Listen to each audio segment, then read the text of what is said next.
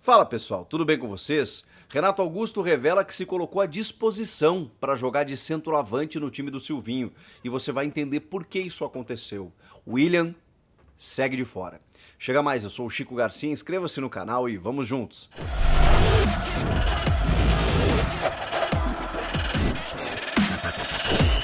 O Renato Augusto concedeu entrevista coletiva no CT Joaquim Grava nesta sexta-feira, respondendo às perguntas dos jornalistas. E ele é alvo, ele é o centro de uma grande polêmica recente no clube. Ele tem jogado de centroavante, o Renato Augusto. Talvez o jogador mais técnico do time, que poderia colaborar no meio, um setor criativo que carece de mais opções, de jogadas e tudo mais. Tá lá, brigando com os zagueiros, como um falso 9, às vezes saindo da área para poder buscar um tabelamento, uma construção de jogada, e não tem resolvido. Mesmo nos jogos em que o Corinthians venceu recentemente, os dois em casa, nos últimos instantes, lá contra Chapecoense e Fortaleza, os gols aconteceram quando o Renato já estava jogando no meio-campo. Quando justamente o Silvinho havia feito a mudança tática, recuando o Renato e colocando o Jô na centroavância, entrando nos minutos finais. E o Jô até colaborou muito nesses jogos, deu 2 assistências. O Renato foi muito questionado assim, constantemente por todos os repórteres que participaram.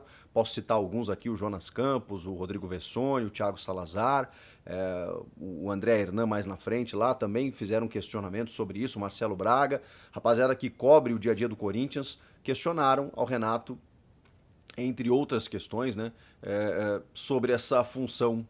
E ele revelou já de cara que o Roger Guedes estava incomodado com essa função que ele estava exercendo. Vocês vão lembrar, quando o Roger entra no time, e aí o William acaba machucando, o Silvinho testa o Roger Guedes, quando o William estava no time também.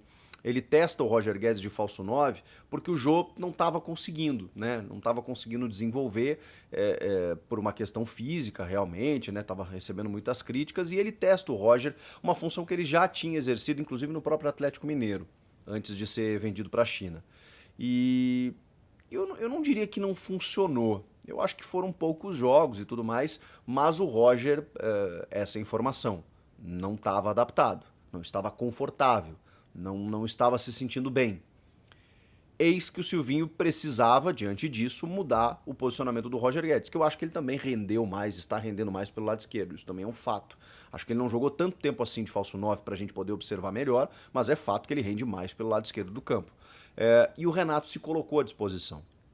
Segundo ele, uma função que ele exercia muito na China, e aí eu só preciso discordar do Renato, não é discordar, é fazer um contraponto para ele que não dá para comparar o nível do futebol chinês com o nível do futebol brasileiro, que tem seus problemas e tudo mais, mas não podemos comparar. Tanto que o Renato disse, e eu sei da versatilidade, da polivalência dele, que ele jogou de primeiro homem, de ponta, de meia e de centroavante na China. Porque o Renato é um cara que, provavelmente, para o nível técnico do futebol chinês, é muito acima da média. Então, a função que você colocar o Renato no futebol chinês, ele vai jogar. Aqui não é bem assim. Aqui não é bem assim que funciona. Mas ele se colocou à disposição. Ele tinha jogado como primeiro homem no jogo contra o Bragantino, no segundo tempo, no empate em 2-2, em que ele inclusive faz um golaço maravilhoso e esboça uma reação do Corinthians nos minutos finais. Depois vem o empate do Mosquito. E ele se propôs a jogar de falso 9, a se sacrificar pelo time. Ele falou isso durante toda a entrevista, que ele não pensa na função dele, na vaidade dele, na individualidade dele, ele pensa no coletivo. Só que a gente precisa dizer isso para o Renato, né? E os repórteres foram muito, muito bem nesse aspecto. Não está fazendo bem para o time. Se tivesse funcionando, a gente entenderia o sacrifício do Renato em se doar para a equipe jogando como falso 9 numa função que não é necessariamente a que ele gosta de jogar. E ele falou isso também durante a entrevista. Vocês sabem que eu gosto de jogar de 8, de 10, de frente para o gol, construindo, vindo de trás, aquela coisa toda. Mas ele está querendo ajudar. Não está resolvendo. Porque, inclusive, aí foi o Salazar que perguntou, essa eu lembro bem, o time melhora no segundo tempo exatamente quando o Silvinho faz essa troca, quando puxa ele para o meio campo. Só que o Renato, nessa resposta, desvirtuou, que faz parte também, né? Porque talvez, é uma leitura do próprio Salazar, né? Que ele talvez não quisesse concordar com o questionamento, e aí ele foi por outro lado. Ele disse que não apenas por isso o time venceu esses jogos, com essa melhora no segundo tempo, não apenas por essa mudança tática dele voltar para o meio, mas por conta da força da torcida, por conta da entrada do jogo, que entrou muito bem. Ele usou outros fatores preponderantes para que o time melhorasse e tivesse conquistado as vitórias, e não necessariamente a mudança dele. Mas a gente sabe que também tem a ver com isso. Também tem a ver com o fato de você trazer o teu principal jogador para jogar e não ficar lá isolado lá na frente. Enfim, o Renato foi muito questionado exatamente sobre essa função que não está resolvendo. Mas ele diz que o time tá em evolução, que ele mesmo tá sentindo uma melhora física, e ele elogiou muito o departamento médico e físico do Corinthians, porque ele ficou muito tempo sem jogar, ele não esperava dar uma resposta de forma tão rápida, enfim, e falou de novo, isso tem sido uma tônica do Corinthians, de que chamaram ele de louco quando ele foi fechar com o Corinthians, porque o time ia brigar para não cair, e hoje eles estão brigando pelo G4 ou G6. Então essa mudança de perspectiva ela é muito valorizada dentro do clube. E o Renato me parece ainda, em todas as respostas, me pareceu muito afinado com o treinador. E aí vai ao encontro daquilo que eu falava para vocês, que o Silvinho tem os seus problemas, tá meio na defensiva já tá tentando defender o seu trabalho. O Duílio tá bancando ele e até o final do ano é muito, assim, praticamente impossível que ele saia.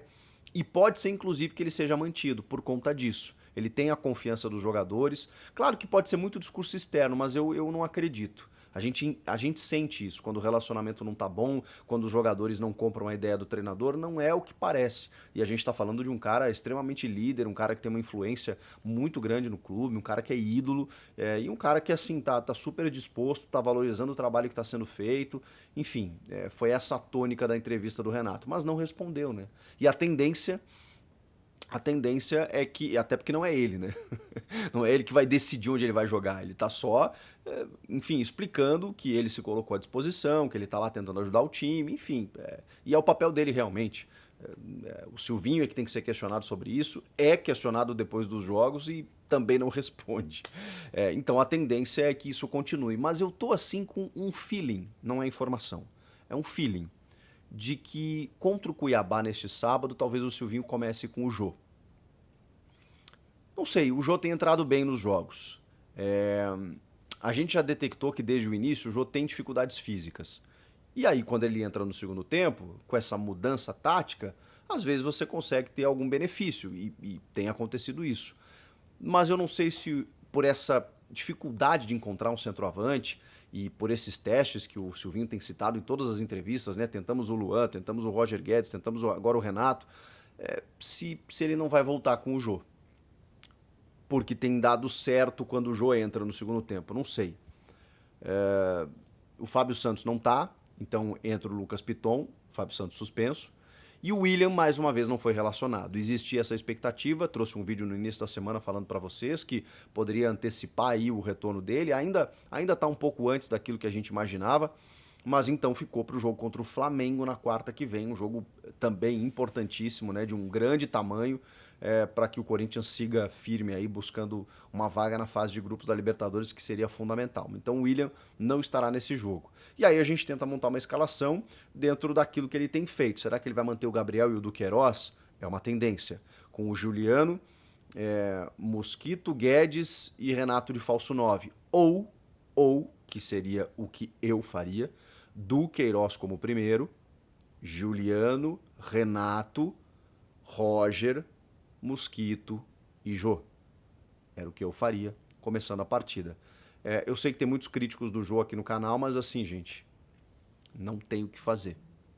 Ou você insiste com o Roger de falso 9, numa posição que o cara não tá afim de jogar, ou você apela mais uma vez para o teu centroavante e tenta mudar o jogo no segundo tempo, com algum ponta, com algum jogo de movimentação. Aí sim, como uma alternativa de testar o Renato de 9, quando o jogo já estiver definido, ou com uma outra cara, ou testar o Luan também de falso 9, sei lá, alguma coisa que dificilmente o Silvinho vai fazer, porque ele se abraça no seu modelo, faz 2 ou 3 trocas no máximo, não usa todo o elenco e morre abraçado desse jeito, assim, até o final do jogo. Infelizmente, ele não consegue ter um pouquinho mais de ousadia, de sacada, de dar uma mudança, assim, para tentar sacudir.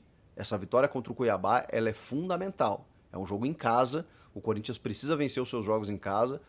No jogo fora contra o Galo, teve muitas dificuldades, e a última imagem do jogo contra o Galo, ela deixou muito a desejar. E aí, o que acontece quando você toma uma pancada como essa contra o Galo? Vem à tona esses dois jogos que você venceu contra a Chapecoense e Fortaleza de uma forma mais negativa. Mas também venceu com um gol, com adversários fechados, com gol nos minutos finais, com a força da torcida. Venceu só por conta disso. Fica essa... Por quê? Porque você coloca tudo no pacote.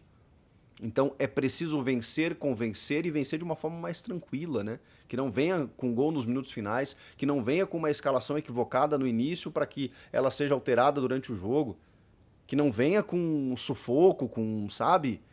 O time precisa mais, precisa mostrar um desempenho melhor, com individualidades melhor, mas o coletivo precisa ajudar e o sistema não tem funcionado.